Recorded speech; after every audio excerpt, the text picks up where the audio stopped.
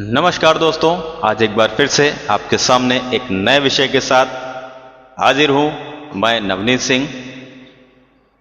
अभी कई दोस्तों की कमेंट आई थी कि एक विषय उन्होंने दिया, समाज सुधार में महिलाओं का योगदान, बोला इस टॉपिक पे उनको एक भाषण चाहिए। तो मैंने कोशिश की है, कुछ पंक्तियों को लिखा है और उनके लिए मैं ये आज का ये भाषण तैयार करके सुनाने जा रहा हूँ।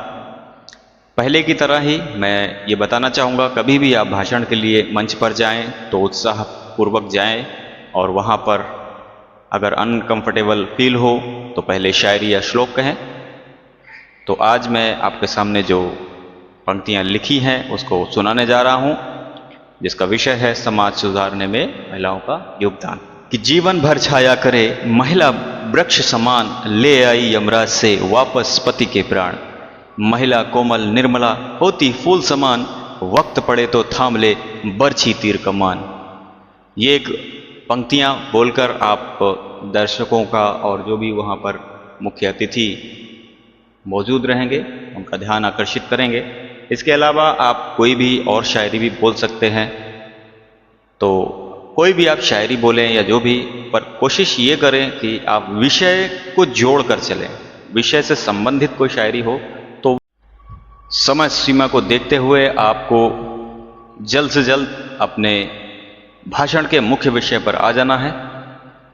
कि सभागृह में उपस्थित सभी महानुभावों का मैं वहाँ पर आप आपका नाम बोलें, उसके बाद कोटि कोटि वंदन अभिनंदन करता हूँ, या जो भी आपको अच्छा शब्द लगे तो वो आप बोल सकते हैं। उसके बाद मैं विषय के पक्ष में या आज इस विषय के ऊपर अपने विचार रखता हूँ, अर्थात महिलाओं के द्वारा किए गए त्याग बलिदान और देश तथा समाज हित में किए गए वह सभी कार्य जिससे हमारा देश और समाज सफलता की नई ऊंचाइयों की ओर अग्रसर है। अंग्रेजों के विरुद्ध आज़ादी की लड़ाई में भारतीय नारी का लोहा मनवाने वाली रानी लक्ष्मीबाई, हजरत महल अवंतीबाई से लेकर भारत की कोकिला कही जाने वाली सरोजिनी नायडू, नीरा आर्या, कस्तूरबा गांधी जैसी हजारों हजारों महिलाओं ने समाज को देश की आज़ादी के लिए कंधे से कंधा मिलाकर लड़ने की प्रेरणा दी।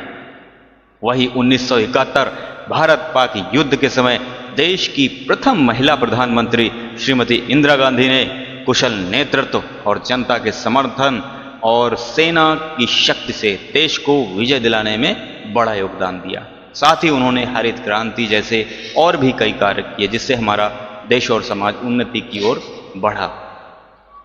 भारत के पहले मंगल मिशन तथा चंद्रयान 3 जैसे कई मिशनों में महिला वैज्ञानिकों ने नेविगेशन, संचार नियंत्रण प्रणाली, अंतरिक्ष यान डिजाइन और ट्रैकिंग तथा लैंडिंग जैसे मुख्य कार्य किए। भारतीय वायुसेना में अवनी चतुर्वेदी, भावना कंठ, शिवांगी सिंह आदि महिलाओं ने आसमान का सीना चीरते हुए MiG-21, सुखोई 30 MKI तथा राफेल जैसे लड़ाकू विमान उड़ाकर भारतीय समाज को हिम्मत दी। वहीं देश के दुश्मनों की धड़कनों पर कड़ा प्रहार किया। भारतीय जल सेना में महिलाओं ने युद्धपोतों पर कुशल नियंत्रण पाकर सेना को मजबूत बनाया है। वहीं भारतीय थल सेना में महिला अधिकारियों के साथ साथ सेना पुलिस में भी महिला शक्ति आगे बढ़ रही है। एक ऐतिहासिक उपलब्धि के तौर पर एनडीए के 148वें बैच में 17 महिला कैडेट पास आउट हुए हैं। बात करें कोरोना काल की, तो उस कोरोना काल में जहां पर आमतौर पर आदमी बाहर निकलने के लिए डर रहा था, उस समय हमारे देश की महिला शक्ति आशा वर्कर के रूप में आगे बढ़कर आई और कोविड जैसी महामारी के चलते आशा वर्कर ने घर घर जाकर मरीजों का पता लगाया तथा उससे बचने की जानकारी उनको दी। इस सराहनीय कार्य के चलते वर्ल्ड हेल्थ ऑर्गेनाइजेशन ने 10 लाख आशा वर्कर को ग्लोबल हेल्थ लीडर अवार्ड से सम्मानित किया है। अर्थव्यवस्था की दृष्टि से कृषि क्षेत्र में महिलाओं की भागीदारी 60% है, जो हमारे कृषि प्रधान देश को आगे ले जाने में अहम भूमिका निभाती है। अंतर्राष्ट्रीय श्रम संगठन की एक रिपोर्ट के अनुसार यदि भारत अपने कार्य क्षेत्र में महिला कर्मियों को 20% बढ़ा देता है तो इससे देश की जीडीपी में $1 ट्रिलियन की वृद्धि हो सकती है। महिला अधिनियम 2023 जो कि हमारी राजनीति में महिलाओं को 33% आरक्षण दिलाने के लिए दिया गया है। तो वहीं अगर देखा जाए तो उस जगह पर एक अवलोकन हुआ जिसमें 17वीं लोकसभा के आंकड़ों के अनुसार पुरुष वोटरों की संख्या जहां पर 46.8% थी, वहीं महिला 43.9% थी। तो कहीं ना कहीं महिलाओं का एक बड़ा योगदान है हमारी राजनीति में। उसके बाद यह देखा गया कि 1999 से लेकर 2019 के सर्वे के अनुसार सदन में, जिसमें पुरुष और महिला सांसदों द्वारा लगभग 4 लाख प्रतिक्रियाएं दी गईं, तो उनका जब विश्लेषण किया गया तो देखा गया कि महिलाओं के मुद्दे समाज के लिए अधिक महत्वपूर्ण हैं, जिसमें गृह, विदेश मामले, रेलवे तथा आर्थिक बुनियादी मुद्दे शामिल हैं। वहीं चिनाव नदी पर बना विश्व का सबसे ऊंचा पुल, जिसकी ऊंचाई 359 मीटर है, उसे एक भारतीय महिला इंजीनियर जी माधवी लता ने 17 वर्षों के कठिन परिश्रम से सफल बनाया है। तो हमारे देश में पुराण काल से लेकर वर्तमान काल तक हमारी महिला शक्ति हमेशा अग्रणी रही है। हर कार्य में एक कदम आगे चलने की उनकी कोशिश रही है और हर तरह से उन्होंने हमारे देश और समाज को सपोर्ट किया है।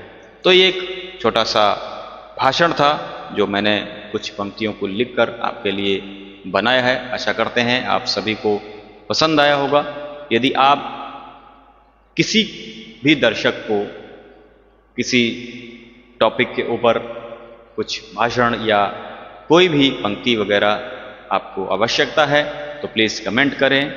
हमारे चैनल mahi@25 पर कमेंट करें, सब्सक्राइब करें, लाइक एंड शेयर करें।